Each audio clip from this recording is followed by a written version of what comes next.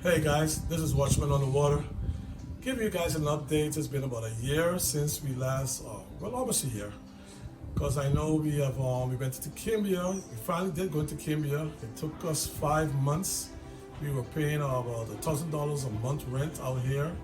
Because the family that was in Kimbia that was supposed to be doing our missionary work, they were building their own personal home. So we were trying to give them the time to move in to their home. But to cut it short, we finally did go in. I think we went in on August the 30th, and we stayed only about a month. Our welcome wasn't well received when we got there. We were told to leave. As a matter of fact, we were given 10 days afterwards to leave. Within that 10-day span, there was a fire. You know how it started. My wife and I, we were attending to a gentleman on the dock. He had a very bad foot. He was infected. It was swollen, and it was eaten away. So we called a colleague of ours as well that does medical missionary, and he gave us some ideas on what we can use for the gentleman's foot. While I was at the internet, the gentleman that was there, I think he's called Tashao, the chief, he said, see the smoke is coming from the house. When I looked up, there was smoke coming from the bedroom next to the other missionary, and boom, there was a loud explosion. So I had to run across some fields. You know, there were cows that usually graze there. So anyone knows about fields, it's very holy, it's dangerous. Hop over barbed wire fence, got there, ran into the house. I could feel the heat under my feet because it's wooden floors, and I could saw the fire in the room next to the other missionary home family. Closed the door behind me because our bedroom was across from that room, and my plan was to go through the window and throw the suitcases out, but I couldn't do that because the way the window was designed, those suitcases couldn't go through the window. Because we were living in one room as a family, and the suitcases were living out of the suitcases. So I had to come back through that same bedroom door, go through the door by the kitchen. But I was able to save our bag with our documents. But everything else was burnt, our cameras, money, 2 cell phones, our computers, all the electronic items that can't remember right off the top of my head. So we left about 1:30, 2 o'clock that morning, because I think that was the last boat that was going to leave to go into Amsterdam. So we had to catch that boat 1:30 or 2 in the morning. I left there bare feet, just our yard clothes that we all had on. My wife and my children, same thing. When we got out into Amsterdam, we had to wait. My relative was able to come pick us up and take us into Georgetown, wait for the stores them to open while we started grocery shopping, and we started to get some of our items that we could wear. My son is 6'6", and he wears a size 15, so that became a problem to find something for him so that he can wear, because he was basically wearing what I had on before the fire. We were able to find a place to stay. We searched around, but the Princess Hotel had vacancies, so we were able to stay there. With the help of a good family member of mine, he helped us to be able to stay there and pay. And Princess Hotel, thanks to them, they also gave us a little reduction on the cost because of what we went through. And we stayed there for about 10 days, which was much needed. Get our minds right and just relax for a bit. And we went back into Kimbia.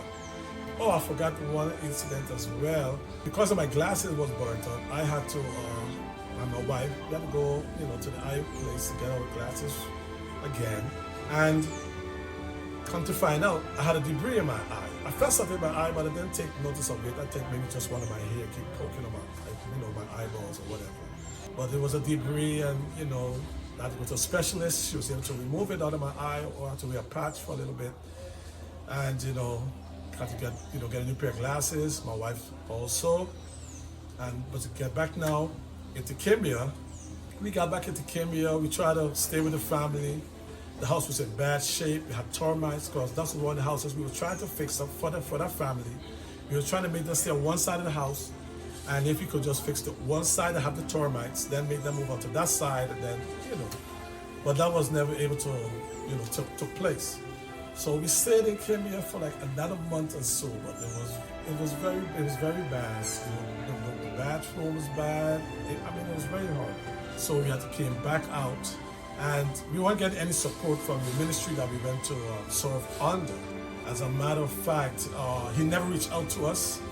And today is June the 28th, I believe. Today is June 28, 2022. And he have not reached out to us as yet to see how myself and my family are doing. Nor have they even tried to reimburse us of any of our loss or any of our money that we even put into the missionary work when we got into Kimbia, in which we were supposed to be reimbursed. But, we still focus, we still encourage. God still have our spirit up high. I'm very proud of my family, my children.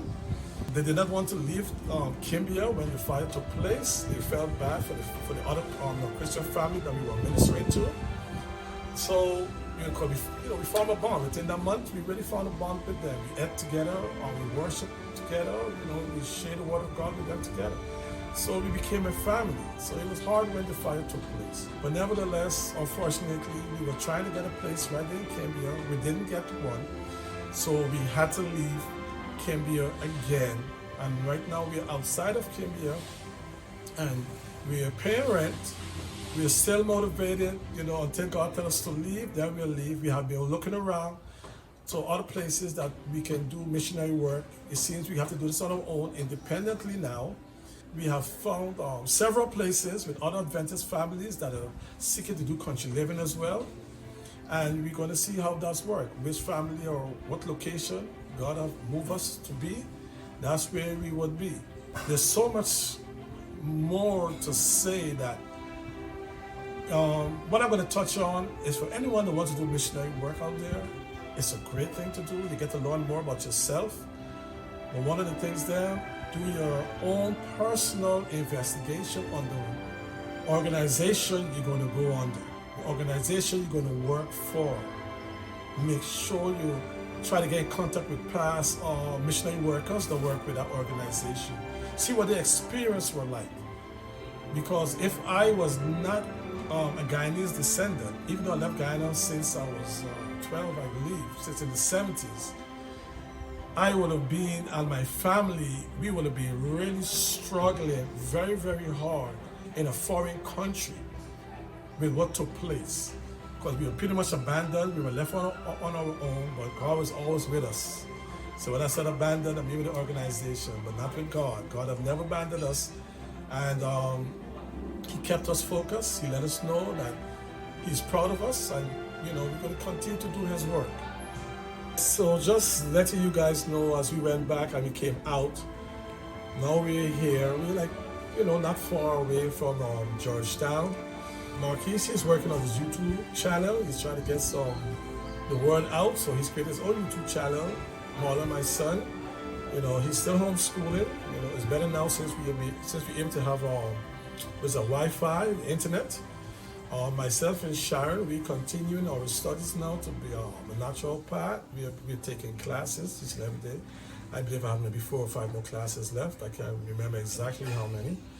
And that's what we have been doing. Just to touch on to the other family, missionary family, since the home burned down. Their home had already been finished building. It was just a matter of time for them to move in. So they just moved in the following day or the night. So they're set, they have their place, but we really had to scramble quite a bit. And God really showed us, once you believe in Him and you keep your faith in Him, it doesn't matter what the devil tried to do to you, how much the devil is trying to discourage us. I mean, people that knows me, they look at me on, what's up, and they wonder what happened to me, why am I looking like this? I aged and so forth and so on. And I felt bad because I felt I wasn't representing God.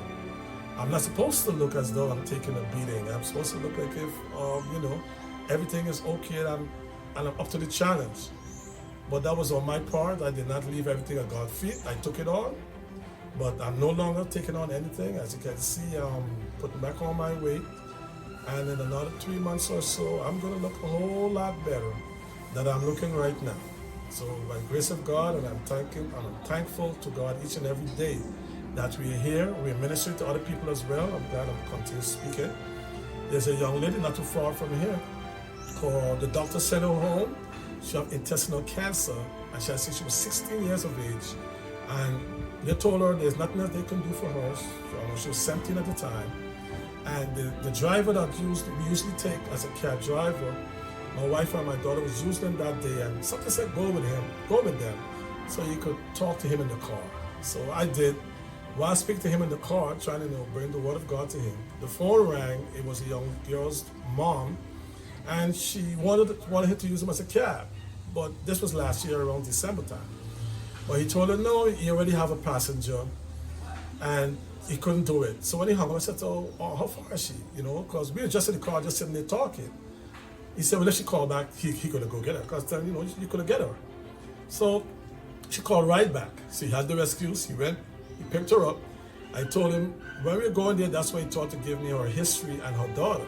So I said to him, you have to find a way to bring it up, so I could interject and I could let her know, their ways. So without him, he didn't have to do that. When she came into the car, she introduced herself and she said her daughter's name and what her daughter wanted for the new year, or was it for Christmas, I couldn't remember exactly, is for God to close her eyes permanently. And by her saying that, that was the door that I needed to open. And I interjected and I started to let her know, about God and about things that God can do and things God have in place. He can reverse any sickness. So we spoke, we picked up my wife and my daughter, and she also joined in. When we got to their place, I told my wife and my daughter to go upstairs, meet the young child, and pray with her and let her know everything's going to be okay. So long story short, we've been giving her, natural remedies. We her detox, and she saw her 18th birthday. The family were crying. Everyone was so joyful because they couldn't believe how well she's looking. When we first met her, she was in the bed. She was bedridden, had on a pamper, diaper. She couldn't move. Her mom would make her meals in the morning and leave it right there next to her bedside so she can have it to eat. And the first time we went there, when I went in and I met her with the whole family, because she wanted to meet the whole family, the sons also. She came in her room and she walked and she met us and she hugged us. And she said the next time she wants to come downstairs and open up the gate for us. And she did all that because her birthday was downstairs outside also. So we are so grateful and we are so pleased that she trusts in the Lord, she believes in the Lord. We gave her National Sunday Law, Step to Christ. The rest of our books are in the container still haven't received our container. It's been over a year. But what we were able to give her is from some family that we met in Linden, and they gave us some boxes, so we were able to share it out on Sundays during market time here where we are at. So that's just one of the things. Then we were able to meet another friend of hers that's going through some mental issues, and we were able to pray and ascertain the cause, the reason why, and it had to do with the parent, the father, and they're doing well as well. And there have been others as well. So we are just pleased that even though we're out here, we are interceding in terms of helping others understand that there's a God. When we ride the bus, we talk to the bus driver or those that's in the bus or wherever we're at, and they knows what's going on about the end of time, and let them understand it's time to prepare because Christ is coming and there is no turning back. He's not going to change his mind. The end is near and the end is upon us. On Sundays, we usually go now also to the seawall also. Forgot to mention that. On Sunday afternoons. And Sunday mornings, that's the marketplace. And Sunday afternoons, that's the seawall. And we will go there and pass up books and have a conversation, evangelize with others, see where people's minds are at, what they think with everything that they're witnessing and that they're seeing in this world here today. And you'll be surprised. So many people understand something is happening, but they can't quite put their finger on it. So what we do, we try to give them that light. We try to shine that light upon them and give them an opportunity to understand that, yes, everything is happening for a reason and it's biblical. It's already been prophesied. So we are grateful and we are thankful. We're still in Guyana. We came here last year, end of March. I came the 1st of April. My family came the 30th of March. And now it's June the 28th. And we are here, and it doesn't seem that still we are leaving. We never planned to leave. We came to stay in Guyana permanently. And by God's grace, we'll be able to achieve his goals. God bless.